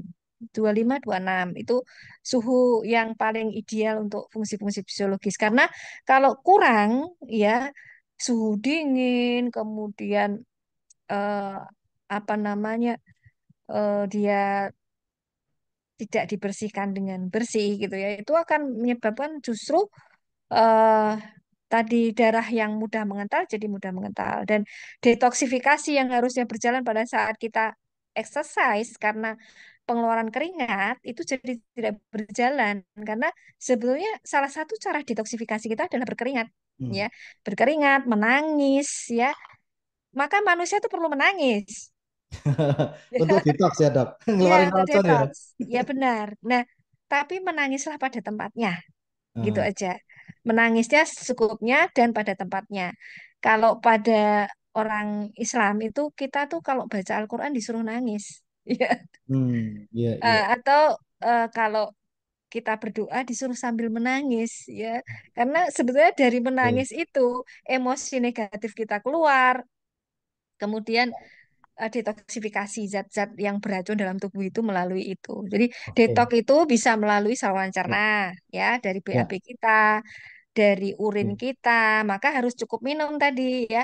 Lalu Ya, keringat kita, ya keringat ini bisa kita ya. keluarkan dengan sauna misalnya ya, atau dengan olahraga itu, Oke, mantap. berjemur gitu ya, itu termasuk. Nah, Yes. lalu detok yang lain adalah ada sih terapi pengasapan balur itu ya, dengan Hmm, lulur-lulur ya. Kalau orang zaman dulu kalau mau menikah diluluri hmm. itu sebetulnya untuk Oh, cetok, oh bukan gitu hanya ya? untuk masalah ya, Bisa ya? bukan Untuk bukan detox. hanya untuk masalah cantik gitu ya. Oh iya, iya. Terus Luluran, luluran, dok. luluran Oke, ya. oke, Lalu siap. mandi Nah, kembang tahu nggak? waduh, sama mandi kembang juga. Iya, iya, iya. Mandi kembang itu nggak mistis Oh ya, gitu ya? jangan dikira itu mistis ya. Mandi Oh, kembang, apa kalau kita punya bathtub ya, eh, hmm. taruh aja kembang-kembang mawar atau apa yang untuk detox itu biasanya mawar ya. Oh gitu Senggani, ya sih saya. ya. Kalau Hmm, tanaman liar, kalau saya suka senggani. Senggani itu bunganya itu keunguan, yang ungu-ungu hmm. ya, telang, yang ungu-ungu itu dia kandungan antosianinnya tinggi, dia bisa bersifat detoks terhadap logam berat, ya. Ya, ya. Termasuk Kemudian, itu di sini warna ungu juga, dok. ya, Sama kalau di ungu. rumah ada pohon cemara, ya, kalau yang Kristen kan biasanya punya nih pohon cemara ya, kalau Natalan Hmm. ya. Nah, cemara wangi itu termasuk untuk detox ya. Jadi Oh, cemara wangi taruh aja di batap kita ya. Kemudian hmm. kita ya mungkin kasihlah kayak apa kantung gitu. Kantung itu kan kita biasanya punya kantung untuk teh itu ya. Masukkan aja ke dalam situ. Terus masukkan dalam Ya. bathtub kita, biarkan bercampur dengan air mandi hangat kita, terus kita berendam ya kurang lebih 30 menit itu cara detox juga gitu ya. Gitu. Mm-mm. Oke, siap ya. Oke, next ya. Ini untuk pertanyaan-pertanyaannya ya. Mungkin nanti tidak semua, tapi kalau bisa semua ya syukur ya. Kalau enggak apa-apa ya. Ini ada dari Aisyah juga tanya, Bapak usia 78 tahun, kanker otot di paha, di radioterapi, tetapi tidak diangkat. Tetapi ternyata juga ada kanker paru-paru. Nah, saat ini beliau sedang dicek, saat dicek apakah bisa kemo, apakah ada terapi lain dok yang recommended selain kemo itu ada terapi lain enggak? Saat ini sudah konsumsi sih Suba satu saset kali 3 kali dan Utsu 2 saset kali 3 Ya, gitu dok. Lah rekomendasinya Suba Utsu yang paling bagus untuk pasien cancer apa ya dok? Berapa takarannya ya? iya, Kan makanan kesehatan ya bukan obat ya teman-teman ya. iya. Takarannya apa? Kalau dia tidak ada kesensitifan terhadap hormon estrogen, ya, itu Suba-Utsu bisa 2 kali sehari, ya, dua Hmm. kali sehari. Nah, pola makan harus baik dan karena ini kanker pada paru, maka oksigenasi jaringan itu penting. Maka biasanya saya sarankan untuk melakukan hiperbarik oksigen terapi, ya, hiperbarik oksigen terapi. Kemudian kalau memang tidak kuat dengan kemoterapi, ya itu bisa dengan terapi radiofrekuensi ya dengan gelombang terahertz ya dengan dia dia gelombang terahertz itu frekuensinya Di mana dok ah, itu dok? eh, Di daerah mana ya? Apa kayak kayak apa? Gelombang terapi itu ke sinar apa ya sinar kayak kayak sinar? ini apa semacam alatnya seperti hair dryer gitu. Nah, Oh, itu untuk ngangetin sebetulnya gitu ya? ya Hmm. itu bisa di ini saja saya di Malang itu meminjamkan alat saya pada pasien. Ya, jadi kebetulan Hmm. saya punya beberapa alat, tapi ya Ya. tidak semuanya bisa saya pinjami ya. Saya tuh punya banyak alat, ada yang saya tinggal di Turki satu, di mana Saudi dua, ya kemudian Walah jauh men dok kok ditinggal di sana terus dok kumpulin sini iya kan. buat teman-teman member. Kok jauh Lah men di dok. di sini ada yang saya pinjamkan di Malang ya, kemudian Ah, ada ada dua di rumah, tapi ya tentunya kalau dipinjam-pinjam lagi kayaknya juga kalau jauh repot. juga riskan gitu ya. Kalau pasien Ah, mau beli sendiri itu lebih bagus ya karena saya bisa melatihnya untuk menggunakannya secara hmm. mandiri di rumah Belinya ya. di mana? Harganya berapa itu dok? Belinya bisa lewat saya sih sebenarnya nanti. Oke. Apa buka dokter buka rumah terapi nggak di Semarang sini untuk pasien biar datang gitu, apakah buka enggak ya? Yang saya bagian itu. melayani gratis, Pak. Melayani gratis kalau mau Hmm. datang ke rumah. Kalau Oh, memang diperlukan sekali, saya datang ke rumahnya. Gitu ya, saya wah datang ke luar biasa rumahnya. nih. Pelayanan masyarakat benar-benar luar biasa nih, melayani dan membantu Ya, teman-teman termasuk ya. yang ke Malang itu saya datang, Pak, malam-malam jam 12 malam Oh, itu. jam 12 malam. Iya, Walah, agak capek tuh, Dok. Itu memang urgent sekali tuh, Dok. Kok sampai harus jam 12 malam ya? iya, karena dia sudah ini ya, Udah parah ya? sudah parah sekali dan Oh. kebetulan yang menghubungi saya itu kan Hmm. masih ada saudara, ya, ada saudara Oh, iya, iya. jauh gitu ya. Ya walaupun bukan saudara saya, eh suami saya gitu kan. Jadi akhirnya Hmm. saya datangi aja. Hmm. Lagian masih muda gitu. Jadi saya berpikir anaknya masih kecil-kecil, kasihan gitu ya. Terus Oh, akhirnya iya, iya. Ya, saya nolong, datang. nolong orang ya, Dok. Iya, Ini ada bertanya lagi Jovitek ini ya, dari Jovitek. Adik saya sekarang divonis kanker nasofaring. Nah, ini apa? Saya nggak belum paham ini. Karena kanker nasofaring di dermais, Dok. Apakah ada kemungkinan sehat? Kata dokter sudah stadium 3. Sekarang baru saya berikan AFC, sudah pagi dan usus malam lah. Itu gimana? Kanker nasofaring itu apa ya, Dok? kanker nasofaring itu di saluran napas ya. Hmm. Memang biasanya itu ada gangguan-gangguan pernapasan juga itu yang paling berbahaya Hmm. ya. Maka eh, kalau sepengetahuan saya ada beberapa yang dengan kemoterapi dan radiasi itu membaik ya. Biasanya tidak dilakukan operasi ya pada orang-orang seperti ini. Kecuali kalau ada kedaruratan tadi ya. Hmm. Nah, biasanya memang kalau orang seperti ini akhirnya nggak bisa makanan padat juga. Ini yang juga harus diperhatikan. eh Kombinasi tentunya dengan terapi-terapi misalnya hiperbarik itu juga bagus sebetulnya walaupun apa Hiperbarik itu ada beberapa tempat ya seperti itu tuh seperti yang orang masuk ke dalam lorong gitu ya dok, terus ya dikasih uap ya kayak diuap ya dok, betul ya dok? enggak bukan Apa diuap diapain jadi dok? Masuk diberi dalam lorong? oksigen bertekanan Oke, ya oke, oke. Ya, ya, diberi ya. oksigen bertekanan nah itu Mm-mm. eh, pada prinsipnya kanker itu Mm-mm. menyukai lingkungan yang kekurangan oksigen. Oke. Ya, maka dengan hiperbarik ini diharapkan dia akan meningkatkan oksigenasi sel gitu ya. Apalagi Hmm. kalau saluran napasnya, paru-parunya itu Mm-mm. sudah tidak berfungsi dengan baik ya, maka harapannya dengan hiperbarik ini oksigen itu akan langsung berdifusi ke Ya, dalam kulit dan ke dalam kapiler-kapiler darah sehingga masuk ke seluruh tubuh gitu ya. ya, ya. Terapi Ya, hiperbarik itu bagus. Makanya kalau di Semarang ini ada ya dok di dekatnya Kabluk ya, bener ya. Itu ada hiperbarik Jalan Imam Majapahit Bonjol, ya. Imam Bonjol, Udah Imam muncul. Bonjol. Ya, Ada di Jalan Majapahit juga di Rumah Sakit Bayangkara atau apa itu ya di daerah ya Kab di Rumah itu. Sakit Bayangkara itu, cuma Ya kan? Rumah Sakit Bayangkara itu Mm-mm. sekarang Sama tutup Jogja. kayaknya. Ya, Oh, ditutup kalau ya? ya kalau Sam- Jakarta, Mm-mm. Jakarta ada di Bekasi ada. Mm. Kalau nanti memang diperlukan, kita bisa berkomunikasi dengan komunitas hiperbarik ya. Oh Seperti iya iya yang iya. di Ada Malang ini komunitasnya. juga saya program hiperbarik ya. Jadi Ya, ya.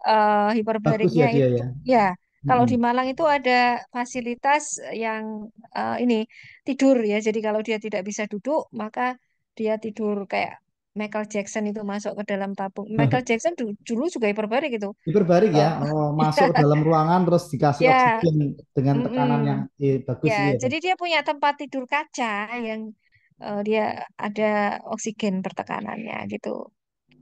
Kalau di Hmm. Surabaya di rumah sakit eh, RSAL apa RSAL apa namanya itu di Surabaya ada di Ada ya. RSAL ya. Jogja itu teman saya juga pernah ada yang hiperbarik di Jogja juga ada dok. Ya, Ya, beberapa kota lah nanti bisa dicari ya. ya. Oke, ya selanjutnya ini ada ucukusi sih bisa diresepkan tapi tidak dijual di apotek. Lah itu bagaimana dok? Ya masih tergantung yang penjual apotek lah ya. Kalau yang penjual tuh Tergantung member apoteknya member ada AFC bisa. sebetulnya. Iya ada kok member AFC Ya, juga kalau bisa. di Semarang Lanjut. ada, di Ya, Semarang itu mm, ada di hotel mana itu juga ada Hotel ya, Quest itu ada. ya. Lalu di Oke. mana? apotek itu loh yang terkenal, Ya. Sarika ya. Ya, itu di membernya ya. Jadi kalau bisa jangan arahkan pasien situ. Belinya sama kita kan kita distributor member juga. Kalau belinya di sana ya nanti masuknya di member sana. Dan Jadi kasihan kita kasihan member-member. pasiennya Mm-mm. juga karena kalau Mm-mm. kalau kita member pasien kan juga Bisa punya memberin lebih murah ya. Bahkan ya apa namanya ada cashbacknya, bonus-bonusnya juga ya. Nah ini ya dari Viosalina dok, jika hasil lab CA153 sudah normal, apakah menandakan di payudara sudah tidak ada keganasan? Nah, C dok. terhadap apa keganasan sel payudara Hmm. gitu. Nah, tapi sebetulnya dia bisa meningkat karena sebab yang lain ya. Nah, biasanya ada rentangnya. Nah, monitoring ini sebetulnya sebagai salah satu screening saja ya, tapi kalau masih ada benjolan jangan lengah ya. Jadi pokoknya terapi terus sampai benjolannya hilang ya. Dulu saya pernah punya satu apa pasien yang kebetulan nih kakak beradik dua sebetulnya ya. Yang satu itu adiknya itu wanita karir, yang satu ibu rumah tangga ya.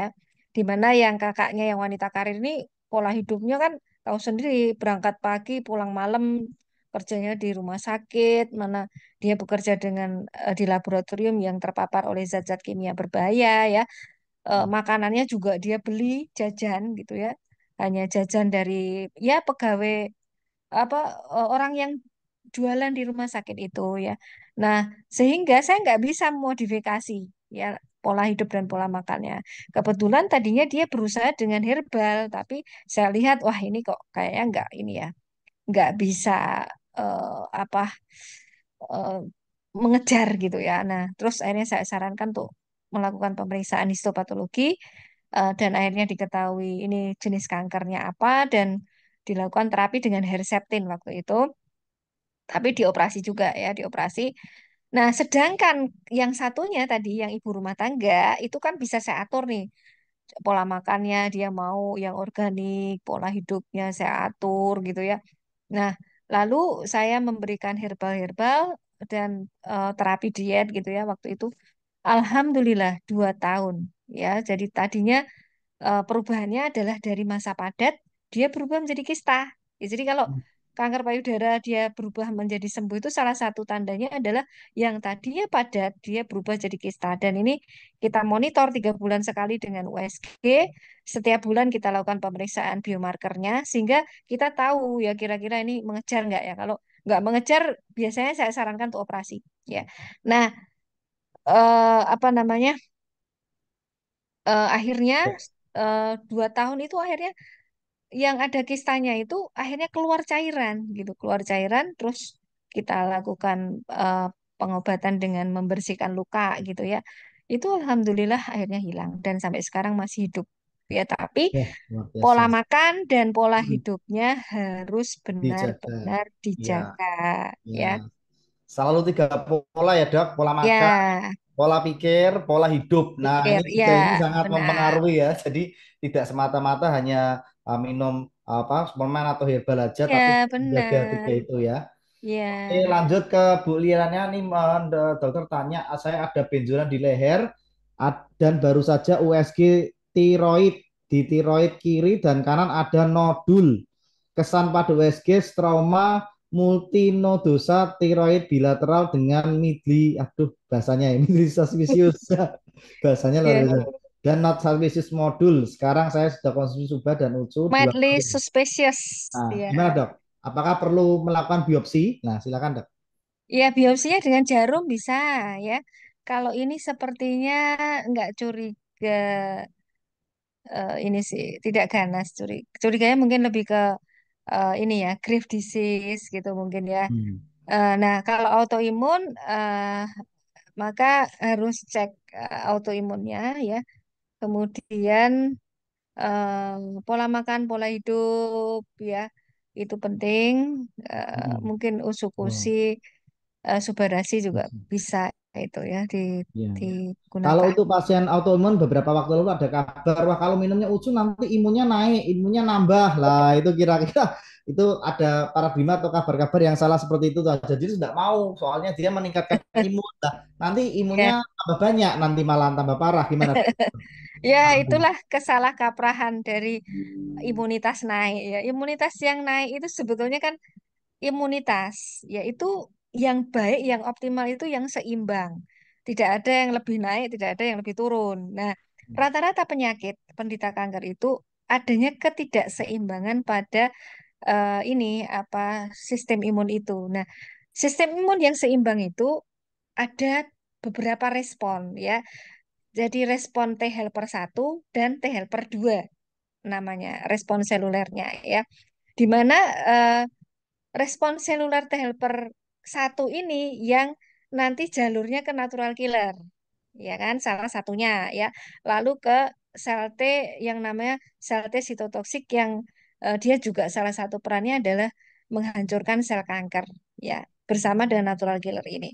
Nah, sedangkan yang T helper 2 kecenderungannya ke autoimun ya, ke autoimun, ke apa hipersensitivitas yang lain lah. Jadi hipersensitivitas itu kan ada sekitar 4 tipe gitu ya, walaupun ada yang mengatakan 5 tipe gitu ya. 4 tipe ini eh, yang namanya autoimun itu rata-rata ke T helper 2 ya. Kanker rata-rata ke T helper 2, diabetes ke rata-rata ke T helper 2. Walaupun ada asma misalnya yang dia ke arah T helper 1. Nah, maka mengetahui eh, bagaimana tipe ketidakseimbangan dari respon imun kita itu penting ya. Nah, karena rata-rata dia ke arah T helper 2, maka kalau kita arahkan keseimbangannya ke T helper 1, ini namanya meningkatkan keseimbangan. Menaikkan sistem imun tidak selalu terus oh berarti dia terlalu kuat gitu bukan ya. Yang dianggap terlalu kuat itu hipersensitivitas itu tadi. Jadi sebenarnya itu istilah salah kaprah ya. Yang baik ya yang homeostasis atau yang dia seimbang. Jadi menyeimbangkan. Nah, rata-rata produk-produk probiotik kemudian polifenol tumbuhan itu dia bersifat menyeimbangkan atau nama istilah yang tepat adalah imunoregulator atau imunomodulator gitu. Jadi bukan akhirnya menyebabkan hipersensitivitas gitu ya, bukan ya, tapi dia imunomodulator. Artinya apa? Kalau sistem imun itu terlalu bergeser ke T helper 2, maka dia akan menyeimbangkan ke T helper 1 dan sebaliknya gitu ya. Jadi kalau terlalu berlebihan dia akan menurunkan. Kalau kurang dia akan meningkatkan gitu Iya, itu ya. ya seperti stabilizer lah kan gitu, Stabilizer. menyetabilkan. Ya benar. Memberikan. Oke, siap ini Bu Romalina. Malam dok saya divonis dokter CA rektum. Sekarang lagi saya konsumsi USU 1, Suba 1 pagi dan sore. Kemarin sudah sempat nggak keluar darah 4 hari ini kalau sakit dan keluar darah lagi ya dok. Dan maaf dok kalau susah BAB minum fiber nggak dok untuk membantu BAB lancar. Ya, ya, pentingnya kita mengkombinasikan dengan fiber, ya. Fiber ya eh ya, supaya lancar ya dok. kalau ya, kalau dalam penelitian, ya, eh, Ibu bisa melakukan intermittent fasting, ya, itu juga bagus untuk penderita kolorektal. Apalagi ini sudah mau puasa, ya, boleh dikombinasikan dengan puasa, ya. Kemudian fiber yang mudah, misalnya kurma itu bagus ya. Kombinasikan kurma itu dengan ketimun, dengan melon, tapi carilah yang organik ya. Kalau semangka saya tidak menganjurkan ya, karena kalau semangka itu banyak yang tidak organik ya. Jadi melon, semangka itu sebetulnya kalau dia organik bagus ya. Tapi kalau yang tidak organik berbahaya karena semangka itu paling tinggi semprotannya ya. Nah, maka kalau mau mengkombinasikan kurma dengan ketimun yang organik dengan melon yang organik gitu ya. Kemudian untuk mempercepat penyembuhan luka pada usus, biasanya saya kombinasikan selain dengan usus dan suba adalah dengan minyak zaitun ya, minyak zaitun dengan apa ekstrak cacing tanah. Jadi perlakuannya hampir sama kayak kita terkena tipes ya. S- apa namanya harus bed rest kalau ada perdarahan Ibu, dan makanan harus cair. Kalau tidak kalau tidak bisa makanan cair, Ibu harus mengunyah dengan baik dan apa jangan minum sesudah makan, paling tidak 1 jam sesudah makan baru boleh minum ya. Kemudian untuk buah ya yang paling bagus contohnya adalah pepaya ya untuk melancarkan ini melancarkan BAB. Nah, kemudian kalau ada diare ya, kadang kan juga bentuknya diare ya, Bu ya. Biasanya kalau kanker kolorektal itu kalau enggak dia tadi hitam-hitam kecil-kecil itu adalah diare dan hitam gitu. Nah, diare berlendir atau diare hitam. Nah, kalau ada diare kok coba bikin stop pisang. Ya, stop pisang itu dia akan salah satunya mendinginkan ya, dan juga meningkatkan perbaikan sel ya. Karena stop itu bisa dibuat dari pisang kepok, kemudian apa namanya cengkeh ya, kayu manis yang bersifat astringent keduanya, kemudian pakai gula Jawa yang asli ya. Nah, bisa juga dengan lidah buaya. Lidah buaya ini juga sumber serat yang baik ya. Lidah buaya ambil belah belah dua, kemudian di apa ini cuci dengan air hangat supaya lendirnya hilang. Kemudian ambil dagingnya, lalu rebus 5 menit bersama dengan daun jeruk biar ada bau-bau ini ya. Daun jeruk purut itu biar ada bau-bau wanginya lah gitu ya. Nah, nanti boleh diseduh, dikasih madu, kemudian apa diminum hangat-hangat gitu ya. Nah, eh, lalu juga misalnya sarang walet itu juga juga bagus ya, sarang walet tuh sumber serat yang bagus juga. Sehingga kerja dari bakteri ini jadi baik karena bakteri itu butuh makanan ya. Usus itu kan bakterinya ada 3. eh, Keduanya butuh karbohidrat kompleks. Ya, maka banyak konsumsi serat pangan dari sayur dan buah, terutama yang berwarna-warni. Ya, buah bit kalau ibu ada perdarahan, bit itu juga bisa meningkatkan HB. Ya, jadi bisa dibikin cold press juice. Ya, bisa juga difermentasi sebentar. eh, Ditambahkan jahe ya. Kalau kalau saya biasanya jahe, kurma, bit gitu ya. Nanti misalnya dibuat malam hari, paginya diminum gitu ya. Nah, itu Ya. bisa meningkatkan hati juga ya. Ya, mungkin itu yang bisa saya Ya. sarankan. Ya Mm. dok, kalau teman-teman ini pengen konsultasi dokter tuh buka prakteknya di mana jam berapa ya di rumah sakit apa atau gimana dok? Siapa tahu dari teman-teman ini khususnya di Semarang ya, dokter Silal ini kan stay-nya di Semarang ya, sama satu kota dengan saya. Lah itu buka Ya, prakteknya di mana dok? Kalau ada yang mau untuk konsultasi lebih lanjut dok? kalau di Jakarta setiap Rabu insya Allah nanti saya ke sana. Di mana? Rumah sakit mana itu?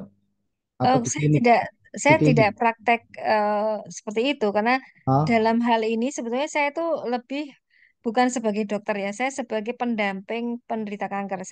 Saya hmm, sebagai social worker ya, eh, yang mendampingi para penderita kanker ini untuk apa meningkatkan kualitas hidupnya gitu ya. Jadi semacam paliatif care tadi karena kan tadi saya bilang ada kuratif, ada paliatif ya kan? hmm, Nah, kuratif itu kan pengobatan oleh dokter DPJP ya, paliatif itu ya seperti saya sebagai social worker, saya memberikan psikoterapi, mendampingi mereka pola makannya begitu ya, memberikan advice dan terapi-terapi tambahan itu sebagai palliative care-nya gitu. gitu ya. Nggak ada buka klinik atau apa nggak? Anu ya dok, kalau misal ada yang mau Ah, konsultasi atau mau ya, gitu, boleh ada janjian klinik. sih, boleh janjian. Nanti insya Allah doakan saja ya, kita akan Ah, bikin klinik ya, klinik paliatif di mm-mm, Salatiga, mm. kemudian juga di Ungaran dan di Jakarta nanti di Jakarta Selatan ya, Ya, gitu. bikin rumah Mohon sehat atau doanya klinik ya pasti dok. ya, Biar bisa menolong teman-teman ya. teman-teman yang Ya, mungkin insya bermasalah dengan Allah. kanker tumor kan bisa diarahkan semacam rumah sehat lah kan gitu ya Ya, dok. benar. Kita Rumah akan sehat. bikin pelayanan paliatif ya, paliatif care ya. Kemudian kalau untuk Mm. yang punya riwayat riwayat keluarga kanker ya itu juga kita melayani konsultasi bagaimana pola hidup, pola makan, kemudian dietnya, kalau diperlukan pasokan dari makanan yang sehat itu juga kita ada toko Ya. yang mensuplai ya. Ya, oke. Nah, ini satu lagi, ini ada pertanyaan juga saudara saya CA Parker apa CA payudara sudah kemo 8 kali sambil minum Subaucu. Lah, tapi sekarang bengkak nih di payudaranya. Nah, mungkin itu karena akibat dari kemonya juga bisa ya, Dok ya. Jadi stop ucu suba bagaimana memberikan penjelasan yang tepat ya. Gimana, Dok? Kalau ada terjadi pembengkakan atau efek-efek yang mungkin kurang nyaman gitu ya dari ini kan mungkin dari kemonya juga yang pasti dari kemo karena 8 kali ya dok. Ya, Itu gimana dok? eh ya, jadi tadi sudah saya sampaikan ya efek samping terapi. Kalau ada operasi juga, operasi itu kan akan menyebabkan penyumbatan getah bening ya. Kemudian penyumbatan itu bisa menyebabkan pembengkakan atau bisa juga karena memang perjalanan dari kanker itu sendiri ya karena kanker itu akan menimbulkan peradangan gitu-gitu ya. Jadi kita memang tidak bisa menetapkan oh ini karena kemo, oh ini karena apa kalau kita tidak melakukan apa pemeriksaan yang lengkap. Ya maka untuk mengatasi itu karena ini ada pembengkakan biasanya akan diperlukan tindakan perawatan luka ya. Jadi harus ada perawatan luka yang baik dan benar. Bisa dengan mengundang home care ya eh, yang melayani itu. Kemudian kalau ada getah bening yang tersumbat tuh bisa dengan limfatik drainase. Ya itu tadi yang saya sarankan ya dengan menggunakan radio frekuensi ya, radio frekuensi dan penyembuhan luka juga bisa eh, dipercepat dengan penggunaan hiperbarik ya hiperbarik karena dengan adanya oksigenasi jaringan luka akan menjadi lebih cepat sembuh. Apalagi kalau itu ada cancer ya karena penyembuhan pada seorang penderita cancer tentunya akan berbeda dengan orang yang tidak menderita cancer. Nah, saran saya kalau memang dia sensitif terhadap hormon, sebaiknya dihentikan dulu, usuk-usinya saja yang dilanjutkan ya. Ya, itu ya. Jadi teman-teman yang paling penting produk kita ini makanan kesehatan dan bukan obat ya. Jadi Ya, memang karena dia mungkin mendetoks ya karena efek dari suba usukan ada efek detoksnya. Jadi dia mengeluarkan racun-racunnya dulu ya dok supaya ya, dia biar racunnya keluar terus baru perbaikan sel baru untuk terapi seperti itu ya. Karena namanya kemo itu kan bahan kimia masuk kan tentu harus dibersihkan dulu ya dok. Kurang ya, lebih seperti itu ya. Jadi dihentikan sementara mungkin ya supaya efek detoksnya mungkin nggak terlalu mengganggu, lalu berapa hari setelah tidak masalah bisa dilanjutkan lagi ya dok, karena sekali lagi kan produk kita sudah punya paten fungsi, lulus uji klinis ya kan, terus kemudian sudah bahannya dari alam semua ya, dan teknologi nanosize serta sudah masuk di MIMS ya, jadi artinya aman, tidak ada masalah dan tidak menyebabkan efek-efek samping yang berbahaya ya, kurang lebih seperti itu ya dok, untuk ya menjawab. benar. Ya, Karena oke. hanya makanan superfood ya ini ya. Superfood, benar ya. Superfood artinya aman dan bisa dicerna dengan sangat baik ya. Lalu ini ada Bu Wulan nih, jika hasil lab biopsi saya keterangannya hapusan yang diterima hanya menunjukkan sel-sel yang lisis, tidak dapat dievakuasi. Evaluasi ya, evaluasi. Itu artinya apa ya dok? Dan saat ini sudah rutin konsumsi suga ucu. Hapusan. Eh, dari mana? Hapusan sel di mana ini? Maaf tadi. Hapusan yang diterima hanya menunjukkan sel-sel yang lisis. Sel-sel yang lisis apa dok? Tidak dapat dievaluasi gitu toh dok. Ya, ya. Jadi, eh, nah, pemeriksaan untuk seperti ini Biopsi. ya, Nah, itu mungkin sitologi mungkin ya, iya. apa sel ya dari sel ya. Ini memang dibutuhkan spesimen yang cukup ya. Ada kalanya karena kesulitan dalam pengambilan. Itu akhirnya yang didapatkan hanya sedikit sehingga tidak bisa ditarik kesimpulan. Ya mungkin itu. Sehingga mungkin perlu dilakukan pemeriksaan ulang gitu ya. Jadi memang kesulitan kalau pada penderita kanker itu salah satunya karena sulitnya kita mengambil jaringan yang representatif gitu ya, sehingga Mm-mm. kita nggak bisa memberi kesimpulan bagaimana sih sebetulnya ini apa ini dan apa itu gitu. Iya, iya. Oke, nah teman-teman sudah saya dijawab ya, lah, Dok.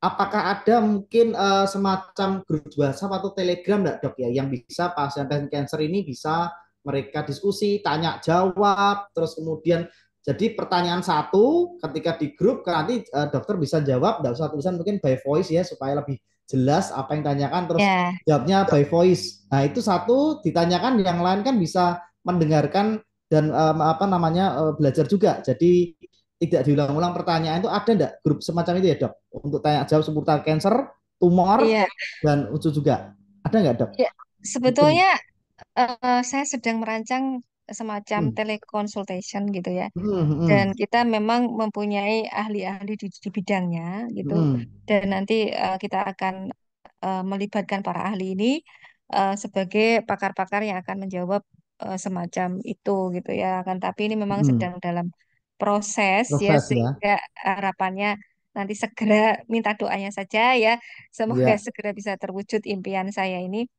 Tapi kalau amin. misalnya mau Hmm. berkonsultasi dengan saya bisa, walaupun kadang saya slow respon sekali ya.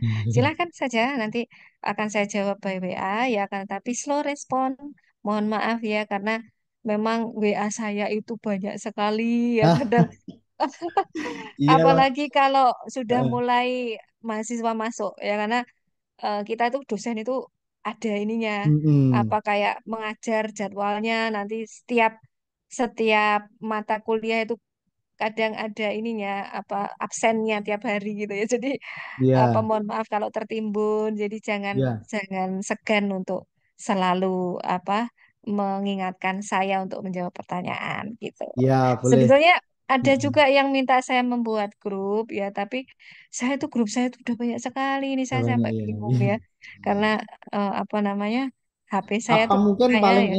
paling enak tuh ditentukan aja dokter yang bisa tuh hari Ya, apa malam memang itu khusus untuk tanya jawab. Jadi orang biar ya, puas tanya jawab di situ mungkin gimana dok? Setiap seminggu sekali lah mungkin setiap hari ya. apa 1 jam aja untuk tanya jawab lah itu mungkin lebih enak biar tidak terlalu baca terlalu banyak. Kira-kira gimana dok?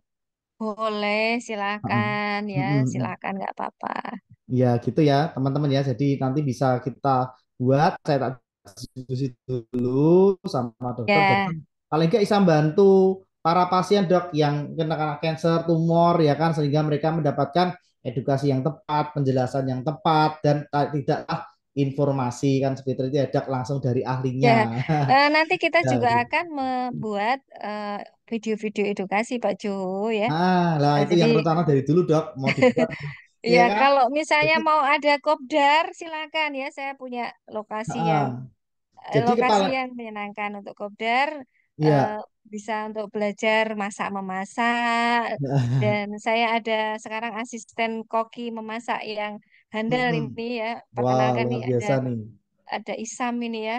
Iya, Isam apa luar biasa. Isam? Ya, nanti gini dok, jadi paling enak tuh pertanyaan apa yang tanyakan pasien, dokter bikin videonya terus diupload. Jadi ketika ada pertanyaan sama, tinggal kayak ini videonya lagi. Karena kan Oh mungkin gitu ya. masalahnya satu dua orang kan bersamaan, ada yang hampir mirip, ada yang sama. Nah itu dibuat videonya dok.